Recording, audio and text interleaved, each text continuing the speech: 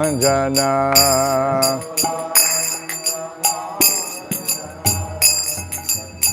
Yashodanandana Braja Jana Ranjana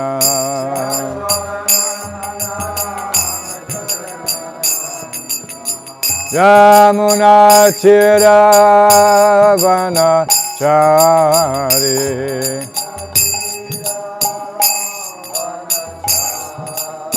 Yamuna Chiravana Chari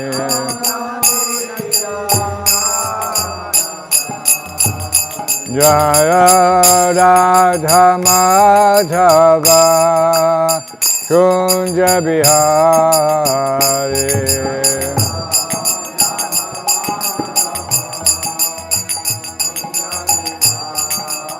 Jaya Radha Madhava Kunja Bihari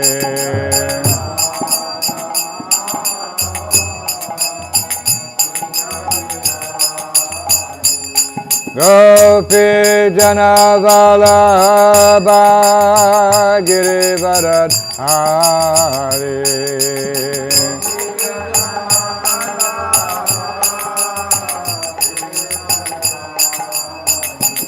Gopi Jana Vallabha Girivardhari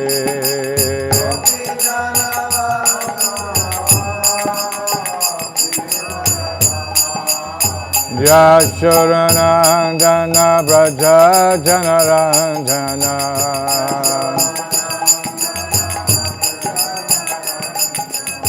Yashodanandana Braja Jana Ranjana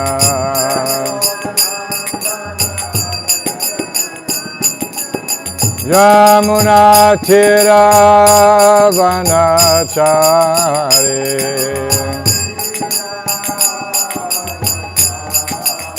Yamuna Chiravana Chari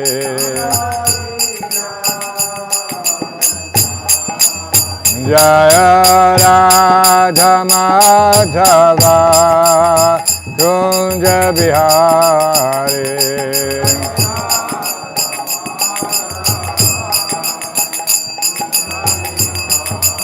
Jaya Radha Madhava Kunja Bihari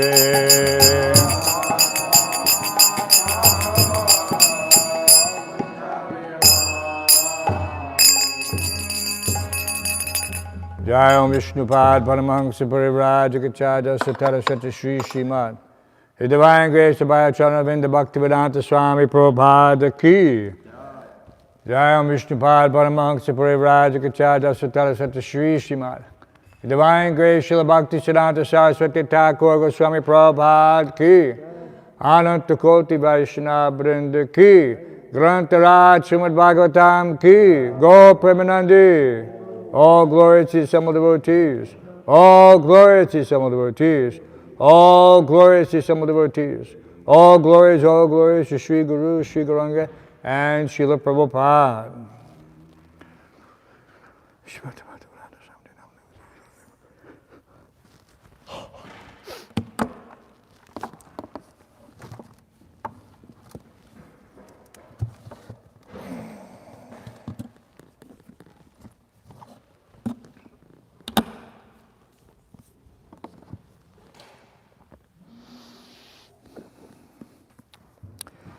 Reading from Srila Prabhupada Leelamrita, Volume 6, entitled Chant Hare Krishna and Fight.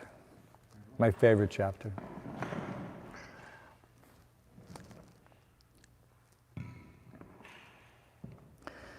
Srila Prabhupada's failing health prevented him from eating fried foods. His expert cooks in Bhubaneswar, Palika Devi Dasi and Shruti Rupa Devi Dasi, carefully prepared meals that were nutritious and tasty, but without ghee.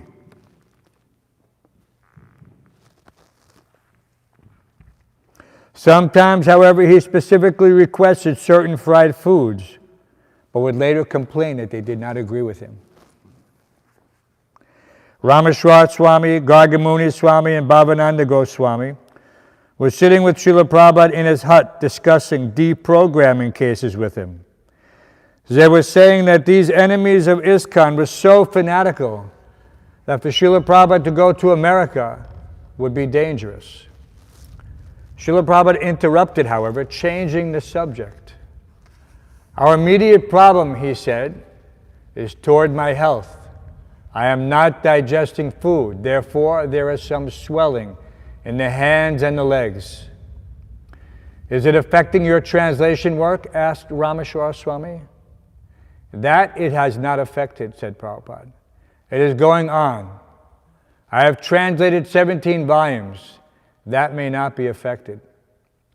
He reached over and turned on the dictating machine, and they heard a few seconds of his most recent dictation from the 24th chapter of the 9th canto.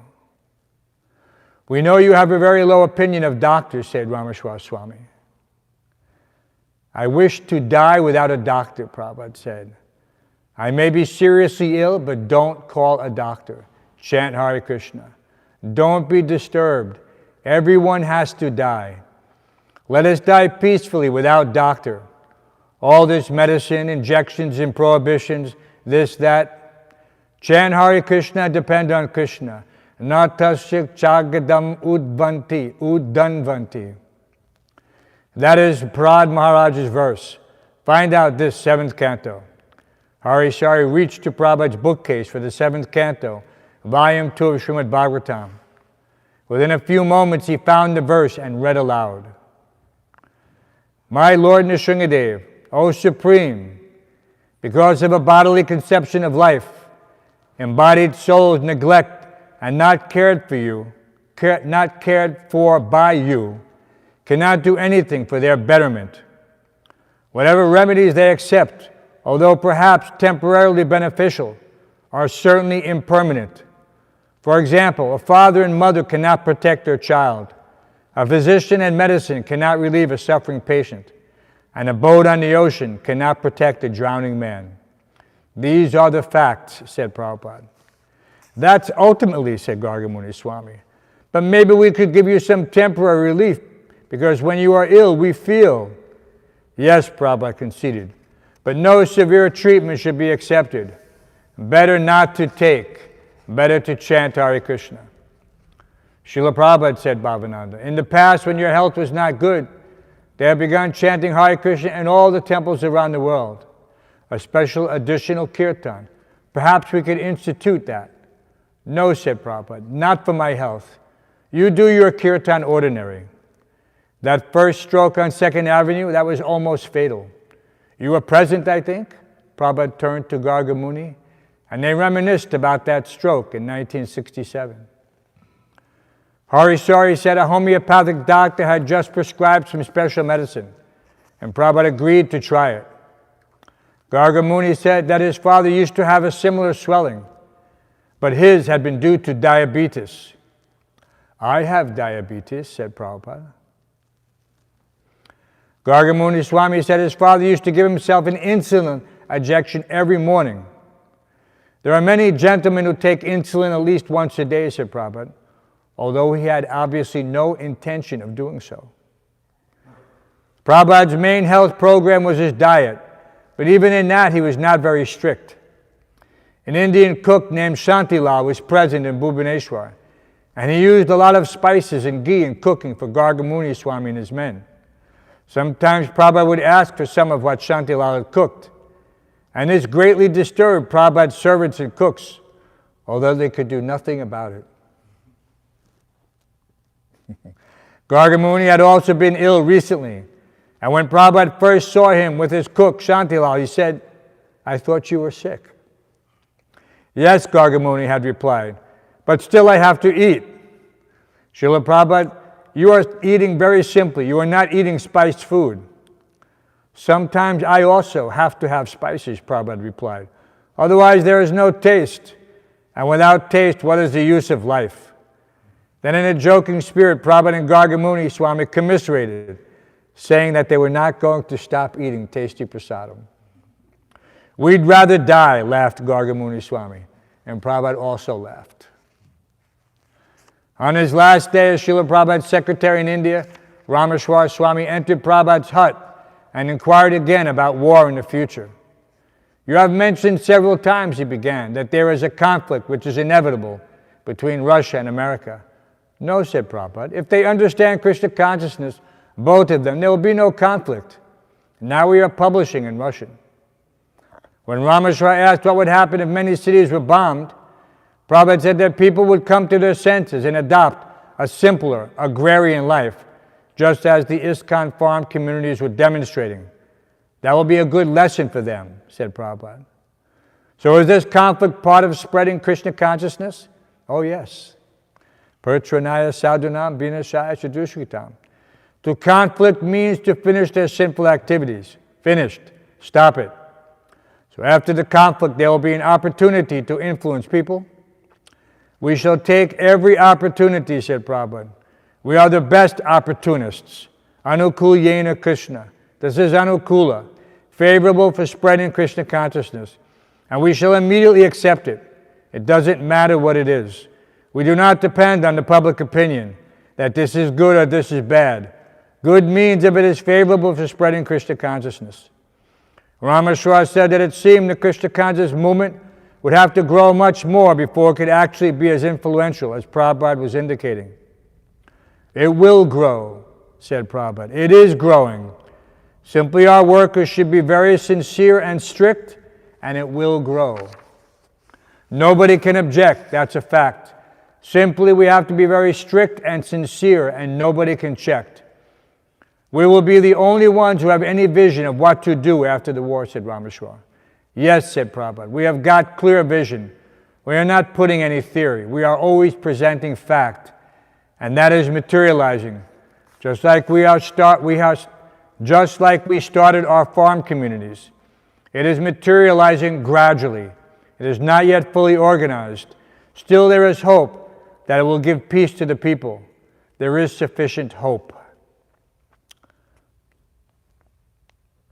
After a few days more of the people of Bhubaneswar began to visit Prabhupada. One evening he was in his room speaking with several men when one of them asked, well, Swamiji, actually what is God?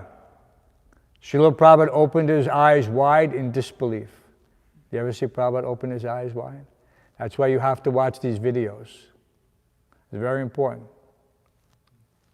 to see Prabhupada's inflections, gestures, mannerisms.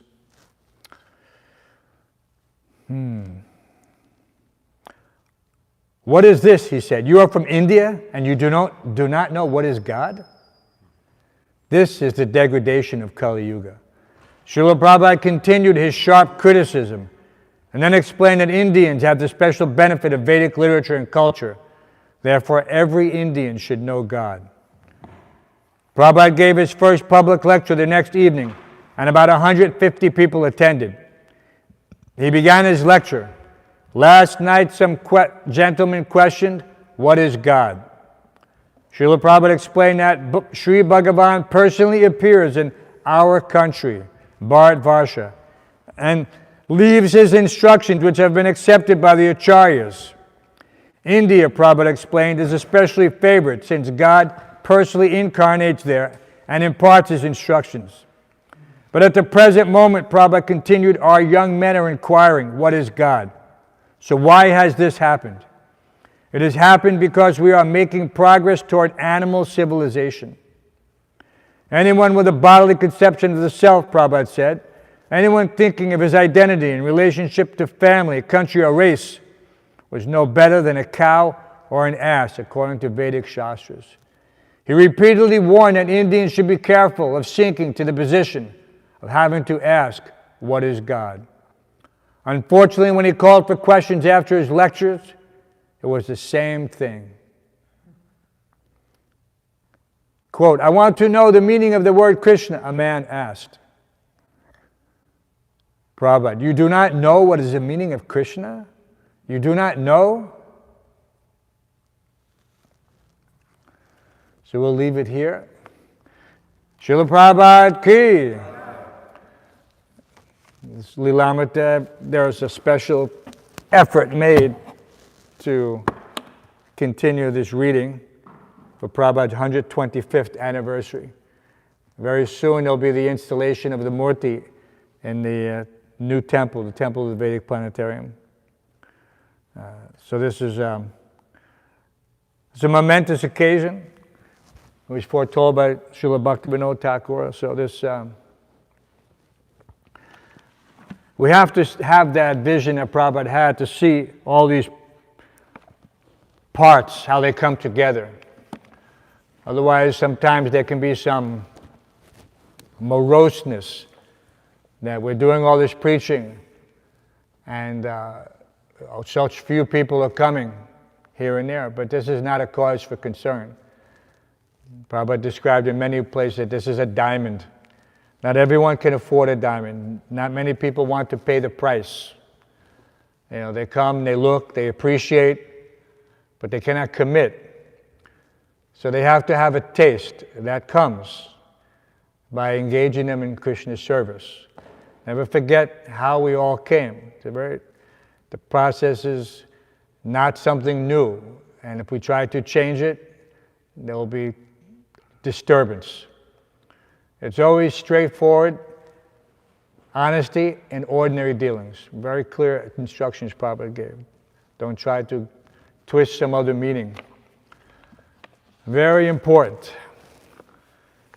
And Srimad Bhagavatam is the answer.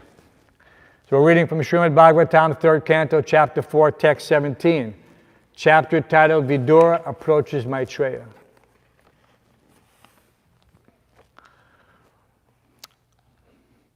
Mantre Shumamba Upahuya Yatvam. Please repeat. Mantre Shumamba Upahuya Yatvam.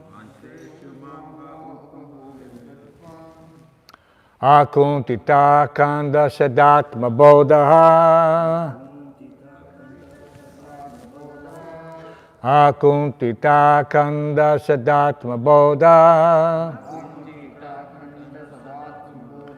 Prithje Prabhu Mugda Iva Pramatas. Prithje Prabhu Mugda Iva Pramatas. Tano Mano Mohayati Vadeva. Tano Mano Mohayati Vadeva. Mantre Shumamba Upahuya Yatvam. Akuntita Kanda Sadatma Bodha. Prithje Prabhu Mukta Iva Pramatas. Tano Mano Mohayati Vadeva. Please chant. Mantre Shumamba Upahuya Yatvam. Akuntita Kanda Sadhatma Bodha. Prithje Prabhu Mukta Iva Pramatas. Tano Mano Mohayati Vadeva.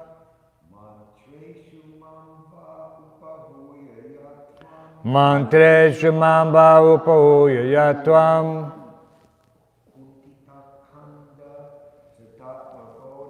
Akuntita Kanda Sadatma Bodha. Prithje Prabhu Mukta Iva Pramatas. Tano Mano Mohayati Vadeva.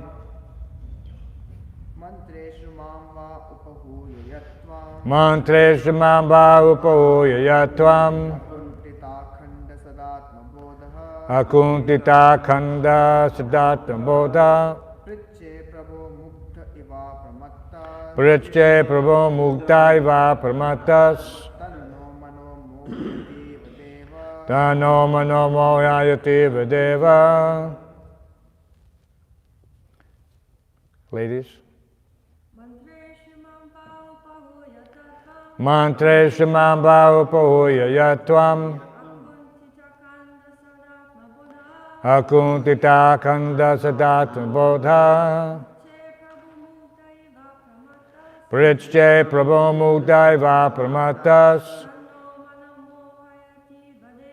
Dano Mano Mohayati Vadeva Mantreshu in consultations Mam unto me Vai as either Upahuya by calling Yat as much as Tvam your lordship Akuntita without hesitation Akanda without being separated Sada eternally Atma self Bodha intelligent Prichche asked Prabhu O my Lord Mugdha bewildered Eva as if it were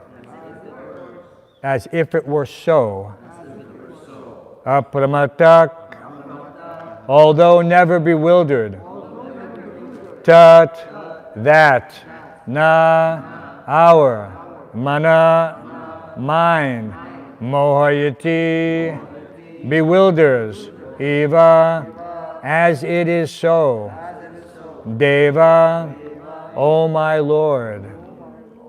Translation and purport by His Divine Grace A.C. Bhaktivedanta Swami Prabhupada. O my Lord, your eternal self is never divided by the influence of time, and there is no limitation to your perfect knowledge. Thus you are sufficiently able to consult with yourself, yet you call upon me for consultation as if bewildered, although you are never bewildered, and this act of yours bewilders me. Purport.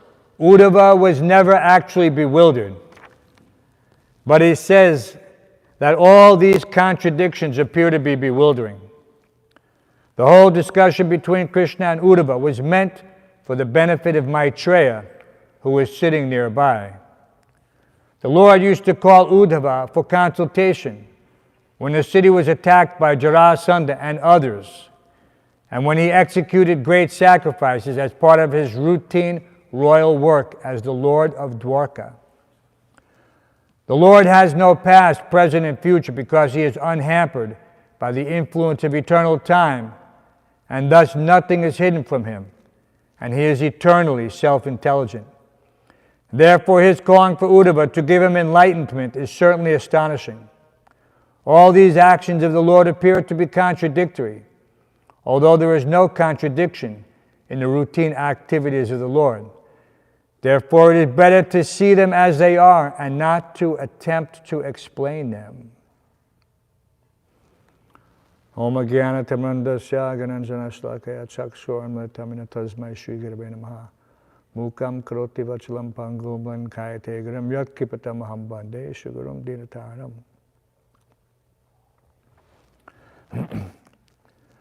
So this is an interesting way of instructing Maitreya Muni indirectly. We've used a similar technique. Anyone who's had sufficient time in various positions of authority, whether it's a parent or a teacher or otherwise, you may give some subordinate indirect instructions by instructing someone else, sometimes even chastising someone else. So that person understands that the nature of this situation that led to this chastisement is equally applicable to all. So this is Because sometimes a person cannot take direct instruction. There's too much false ego. But if they hear it indirectly, then sometimes it is they'll accept that this is something to take note of. And then have that lesson without the impediment of the false ego. So this is all right. It can be done like that. The best thing is that everyone should be sufficiently, how can you say, submissive to the authority, that he can accept instruction. If the authority has to give you some indirect instruction, then it means he doesn't feel you're ready to hear. And that's an indirect assessment of your, whatever, neophyte position. So better to be front and center when a situation calls for it, and don't shy away from being instructed. In all circumstances, when Prabhupada would meet with the devotees, whether he was praising you or chastising you, still the effect is the same. You're still getting some instruction. But the delivery is different according to time and circumstances. So this takes someone who has a little experience to know what a person can hear or not hear, and then customize the delivery. There's an interesting purport in the Bhagavad Gita, and it came up just indirectly. But there's, it's very instructive. The purport to the 4th and 5th chapter.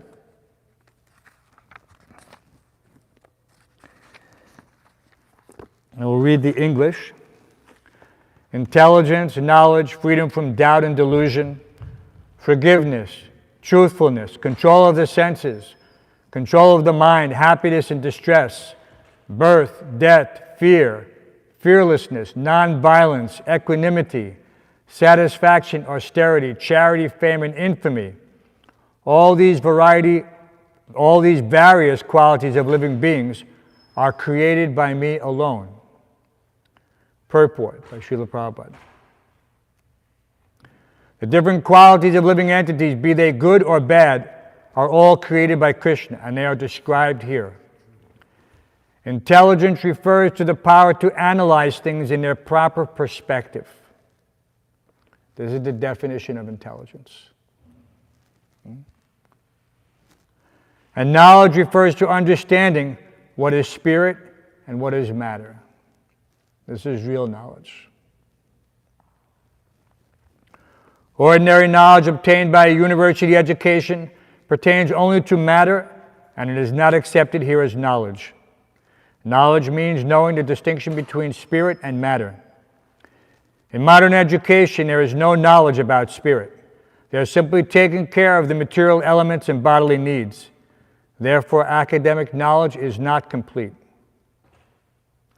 Asamoha, freedom from doubt and illusion, can be achieved when one is not hesitant and when he understands the transcendental philosophy. Slowly but surely he becomes free from bewilderment. Nothing should be accepted blindly. Everything should be accepted with care and with caution. Shama, tolerance and forgiveness should be practiced. One should be tolerant and excuse the minor offenses of others. What's the verse? This is chapter 10 in the Bhagavad Gita. Text 4 and 5. They're together, and this is the purport. Satyam, truthfulness, means that the facts should be presented as they are for the benefit of others. Facts should not be misrepresented. This is an important point. According to social conventions, it is said that one can speak the truth only when it is palatable to others, but that is not truthfulness. Okay? Sometimes we hear that diplomatically one should not speak the truth if it is not palatable, but here that means you are not giving the truth. We don't qualify some statement. We don't say, everybody else is not the body, but maybe you're the body. No. No one is the body. Everyone is spirit, soul. But we cannot adjust transcendental knowledge to suit some material circumstances. So Prabhupada confirms that is not truthfulness. The truth should be spoken in a straightforward way so that others will understand actually what the facts are. If a man is a thief, and if people are warned that he is a thief, that is truth. Although sometimes the truth is unpalatable, one should not refrain from speaking it. Truthfulness demands that the facts be presented as they are for the benefit of others. That is the definition of truth. So this is obviously equally applicable in all circumstances, regardless of so-called time and circumstances. This Desha, Kala, Patra. One has to be very careful, of course. We're not fanatics. We represent a worldwide movement. At times we meet certain dignitaries and others. And the best thing is not to be in a situation to have to compromise one's principles. We don't go to a forum where they're discussing sinful activity, where they're discussing ignorance, and in whatever form it is, something related to the body, some so-called social justice thing that has no bearing on transcendental reality. We avoid those things. Basically, we give these people prasadam. That's the key. Very important. If one, we're not afraid to debate Mayavadis, or personalists, or whoever. That's a different thing. That's our duty. And there's many opportunities for such things. And it happens, especially in India. They have these big festivals, and they invite the devotees because, they're part of the community of spiritualists. But many times you have to sit there and listen to someone spout impersonalist philosophy for 20, 30 minutes. And you just want to run away because, this is someone spreading this misinformation, fake news, the original fake news. All right? So, if you get an opportunity to speak, then you speak directly according to the Shastra. You don't address that person's misconceptions directly. You do it like Lord Krishna speaking to Uddhava. So that they get the benefit, but indirectly. It's a very practiced delivery. And if one intends on being a preacher, then he must know all these different types of techniques, not to compromise the truth, but at the same time, not to make someone disturbed by the presentation. They may be disturbed internally. That's their problem. But you have not overtly confronted them or their philosophy. You just speak the truth, and they can accept it or not. and those in the audience will get the benefit. If everyone speaks according to the lowest level of realization, then no one gets the benefit. Everyone can say and stick to that point that, yes, we're all spiritual. And then they go on and they extrapolate and say, and ultimately we're all one. And so you just have to let them speak until it's your turn in order to adjust, adapt, and then ultimately overcome that bogus philosophy. So there's, and of course Uddhava was not really bewildered, just like Arjuna on the battlefield. These are the Lord's eternal associates. So he's using them in order to instruct others. Not just at that time. We're reading this now, 5,000 years later. 5,000 years. So how many people has this touched in the course of 5,000 years? How many people? I know there's one group in Alachua. Every day they chant Uddhava Gita. Every day. They're not Vaishnavas. They're yogis. They follow some path like Paramahamsa Yogananda, like that. This is very simple path, not requiring any commitment. There's no surrender. Outside of this ISKCON movement, you don't see, why is this ISKCON movement different? Why has it taken such a prominent position? Why has Prabhupada's mission, more than any other, pervaded the entire globe? Including Russia, which he was saying, in 1977, he was saying, now we're publishing there. Now this movement in Russia is the fastest growing religion. Of course, it is always religion, but how is it possible? Because of one thing and one thing only, surrender. Because devotees have taken this up with heart and soul. In Mayapur in 1976, Prabhupada gave that definition. What was that? Sarvatmana. Sarvatmana. He said Sarvatmana means full surrender. No hesitation, no reservation, with heart and soul. So because of this point, and the Lord says this, so Prabhupada is just simply giving us Bhagavad Gita in a simple way.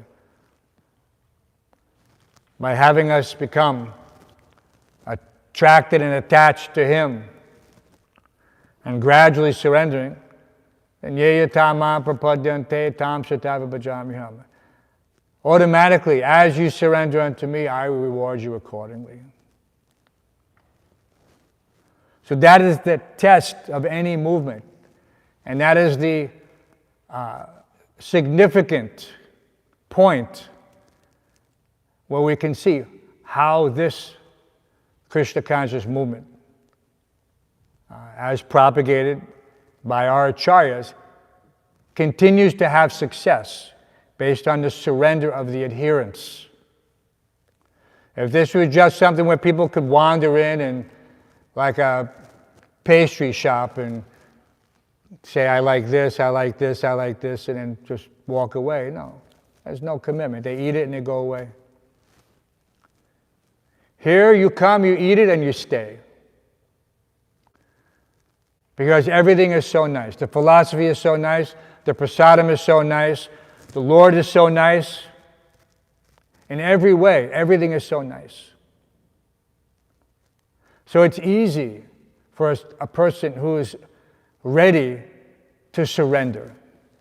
It's very easy. But we have to bring them in to that point by becoming their friend. We're their only real friend. We're not their friend because they're rich or because they're handsome or pretty or, influential or, whatever. These are all temporary conditions. People change friends in the material world quickly according to what that person is, how they're reciprocating with one another. And when there's no reciprocation, then reject that person. You're not doing what I want you to do, therefore you're not my friend. And this goes on continuously. We know, when we all became devotees, what did our friends do? It was like night and day. And what do they say? You're not the same person.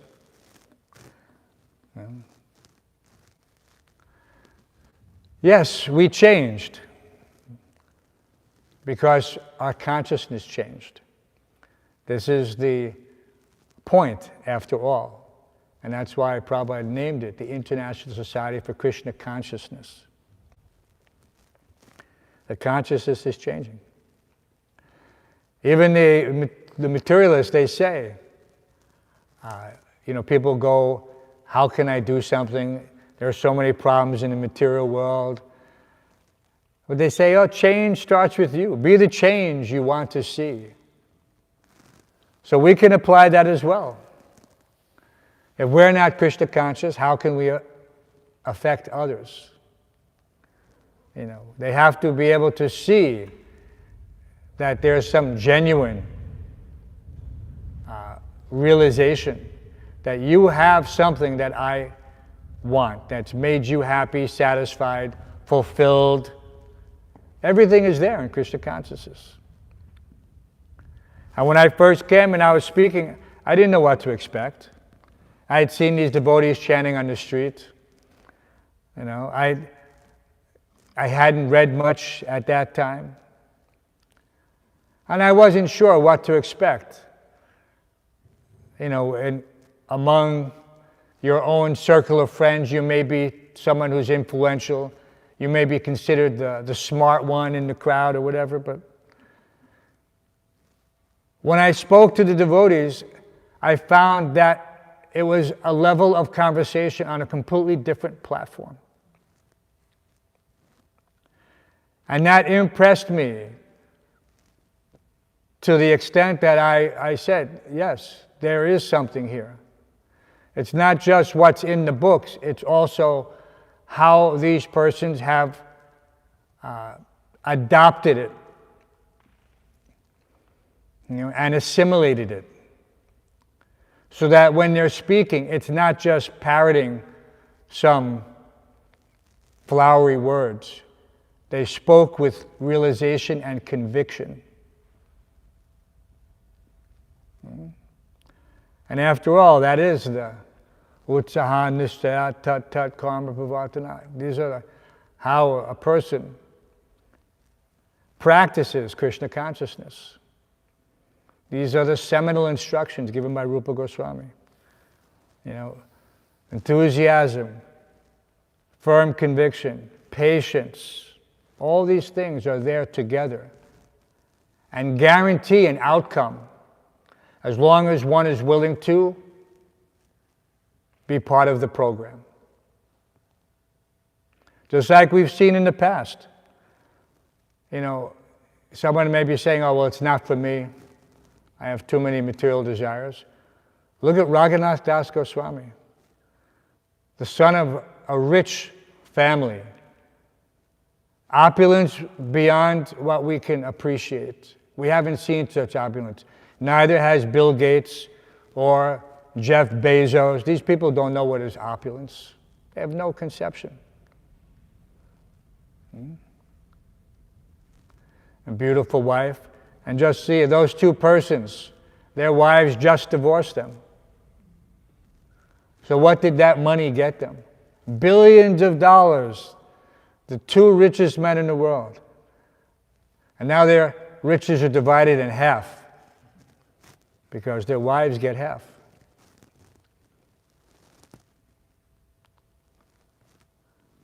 So, but Raghunath Das Goswami, he was searching what? for real knowledge. This is the real knowledge. This is what we see. It's described in Bhagavad Gita. The knowledge of the self, Atma Tattva Gyan. This is the real knowledge. Prabhupada would emphasize that. He would be speaking with college professors, and they would want to talk about material science and the conclusions based on, evidence, experimentation, and conclusion. I said, this is not knowledge. This so-called physical phenomena, this is not knowledge. I said, real knowledge is to understand the difference between spirit and matter. And then they would argue, but you cannot measure that. I said, why you cannot measure? And Prabhupada would give them very simple instructions. Once you were a young boy, and you had a young boy's body. And now you're in this body. But you are the same person, but that body is no longer existing. And it makes them think, and they say, but I'm not sure I'm the same person. How can you? They're so foolish, they don't want to admit.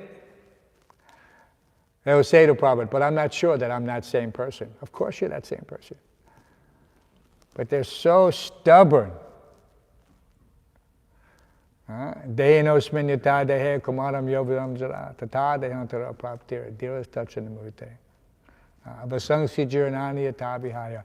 All these verses are there. Those are there for preaching purposes, because that level of realization, every single devotee in the Krishna conscious movement has that.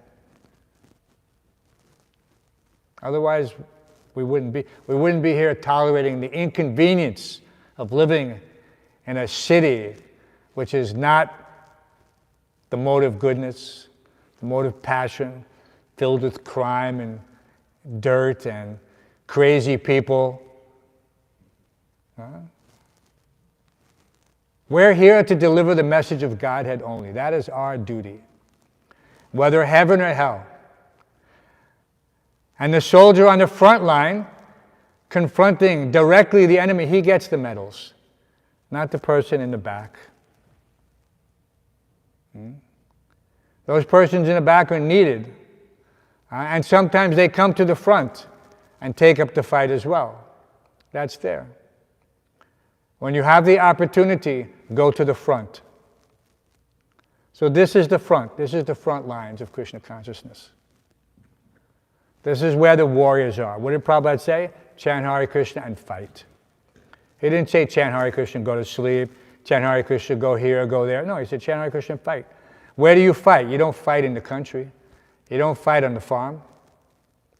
The farm has its purposes. There's no doubt. After the war. All right, but for now, we're meant to fight Maya on behalf of Srila Prabhupada and Krishna. On the front lines. Especially while we're young, while you're young. I'm not young.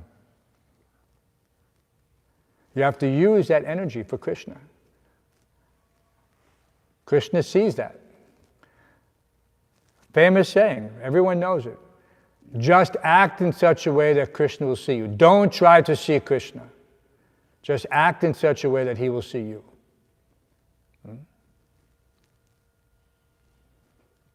So when we come to these programs on a daily basis, we should be extremely grateful that we have this opportunity. How many people have this opportunity to live in the temple and see the deity at the most auspicious point of the day? That Brahma Muhurta, that Mangala. Mangala means auspicious. And you're doing it daily, so how auspicious is your life? But sometimes we take it for granted. Sometimes without appreciation, without acknowledgement. So one, therefore, has to be grateful. He has to be grateful. He has to think every day, how fortunate I am to be in the association of devotees and the deities, engage in the spiritual master's activities.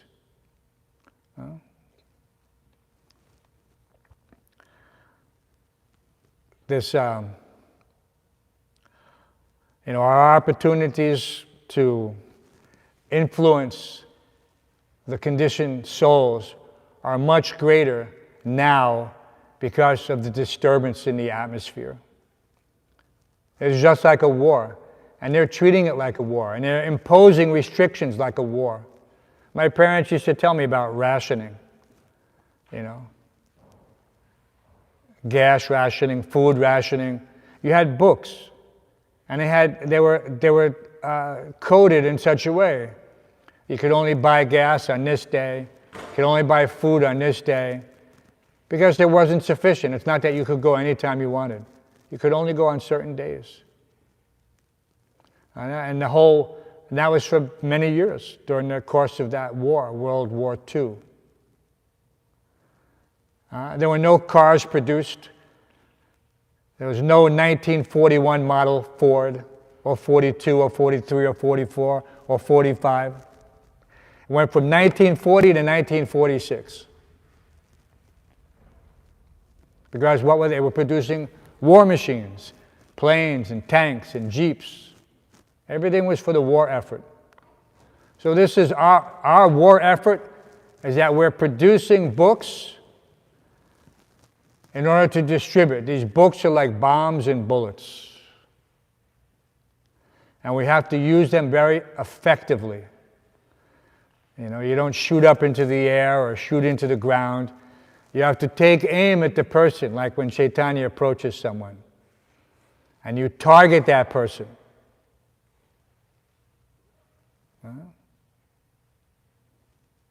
We talk because we want to give them Krishna consciousness. We want to give them Krishna consciousness. And the more we want to give it to them, the more effective, the more potent we will be. We have to have that desire to give Krishna consciousness, to save that person. So it's 5 minutes left for questions. I've been instructed, although the sheet is not there. I've memorized it. Any questions or comments? I read the verse again. O my Lord, your eternal self is never divided by the influence of time, and there is no limitation to your perfect knowledge. Thus you are sufficiently able to consult with yourself, yet you called upon me for consultation, as if bewildered, although you are never bewildered, and this act of yours bewilders me.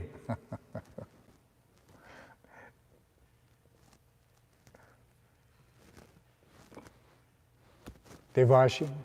Huh? No? Chaitanya? How does one increase the feeling of compassion for the souls outside? That's a very good question. By seeing every living entity as part and parcel of Krishna. Isn't that what the Bhagavad Gita says? It says, what's that verse? Vidya vinaya sampani brahma gavani hasini suni chaiva supake cha pandita samadarshana. The sage sees with equal vision the learned brahmana, the cow, the dog eater. We don't categorize people. We don't think this person is not eligible for spiritual life. We approach everyone. We don't waste our time. We approach, and that person is very quickly. Sometimes they even help you. They just say, go away. So then you just go to the next person. But we tried. And he heard Hare Krishna. Because that's how we approach. Say, Hare Krishna. So they get the benefit. We're benefiting everyone. And that is compassion. And the more we do it, the more Krishna allows us to do it. The cook who's cooking for the Lord, in the beginning he may not know much. He may not know. But because he's trying, Krishna gives him sarvasya chaham riddhi sani vishnom matak smriti aganam aponam cha. He gives him the intelligence by which he can come to him, by which he remembers all these things, how to do it. Haribangsa Prabhu, any questions? I accept everything you said. Very nice class. Arjuna. Arjuna always has good questions. Come on, loudly. When you were reading Prabhupada Leelamrit, so there was a sentence which you read that Prabhupada says that even though his health was bad, that he didn't stop dictating. So how do we cultivate that level of commitment and dedication to service, that despite whatever situation? Firm faith in the spiritual master in Krishna. Yasya devi parabhaktir yata deve tataguru. If we learn anything from Srila Prabhupada's life, is that how much faith he had in his spiritual master. To have taken those words as his life and soul.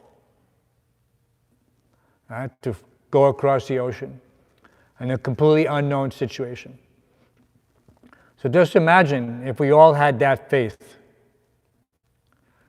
And people say that. What is that? What do the karmis say? Faith moves mountains. Right? Even the karmis know this. They say that. But there is qualitatively different levels of faith. There's no doubt. There's the neophyte, ado shraddha tata sadhu sangha. So we know that there are different levels. One is a neophyte, he's a kanishta, madhyama, uttama. But that firm faith is what brings you gradually to dharajastamo bhava kama lobha deyaschet.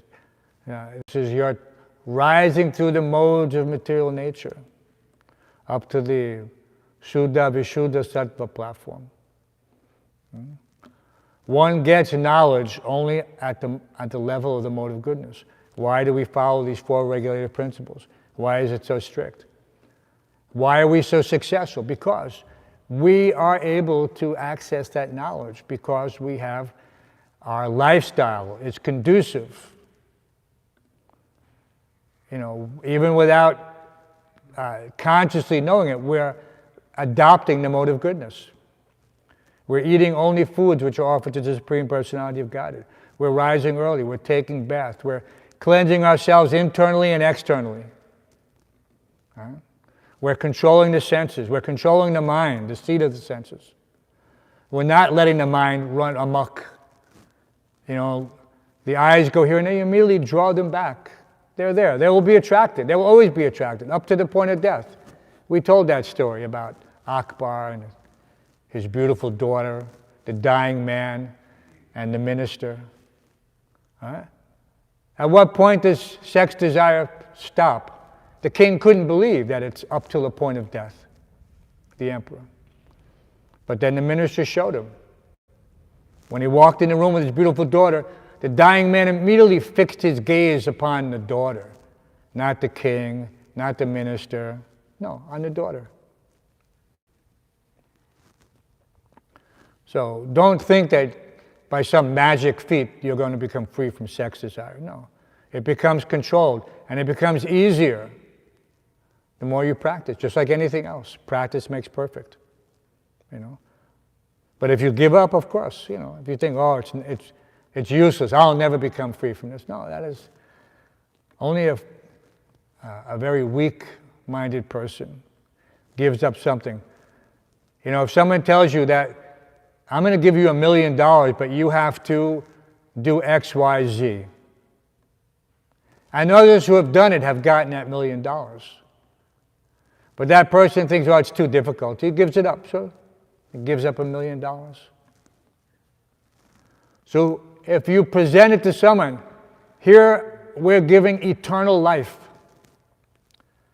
And not just some boring, monotonous, because, just think about a prisoner in solitary confinement, He's getting his meals, he's getting everything that he needs to keep body and soul together, but there's nothing. So we're promising eternal life in the presence of the Supreme Personality of Godhead, in Goloka Vrindavan, with the cowherd boys. Any intelligent person, of course, they have to be a little familiar. So we encourage people to read Krishna book. Because when you read Krishna book and you understand that this is the reality. This is actually reality. What intelligent person would not want to go there? Just like if I show you a travel brochure. You've never been to wherever, Sicily. I show you a travel brochure. Look at this, how beautiful. The ancient ruins, the Mount Etna, which is an active volcano. You have the Mediterranean Sea. You have all the wineries, and beautiful. You look at it, it's like, I want to go there. We're attracted to such things. So if you read Krishna book, what intelligent person would not be attracted to the pasturing grounds of Vrindavan, to Govardhan Hill, to the waterfalls, to the places of pastime where the Supreme Lord is engaging? You know, people, karmis don't know what heaven is. They have no concept. They think, oh, what's heaven? Well, streets are paved with gold? What is the whole land of Vrindavan is Chintamani, touchstone. Whatever you want, you get. You know, what to speak of gold. What do you do with gold? You cannot eat gold. What good is gold in heaven? Are they so foolish? What is it? But anyway, we have this opportunity. By some great fortune, we've come in contact with this philosophy. We've realized it to a certain degree, according to our surrender, according to our conviction, according to our faith. And now we have to give it to others. We don't keep it. We're not misers. We distribute it freely. So, any other questions, Arjun? Prabhu? Bhakta Kyle, right? Kyle, Bhakta Kyle. And Mother Christine, any questions? Any question? No? No question. Okay, then it's time for prasadam. Srimad Bhagavatam ki, Srila Prabhupada ki.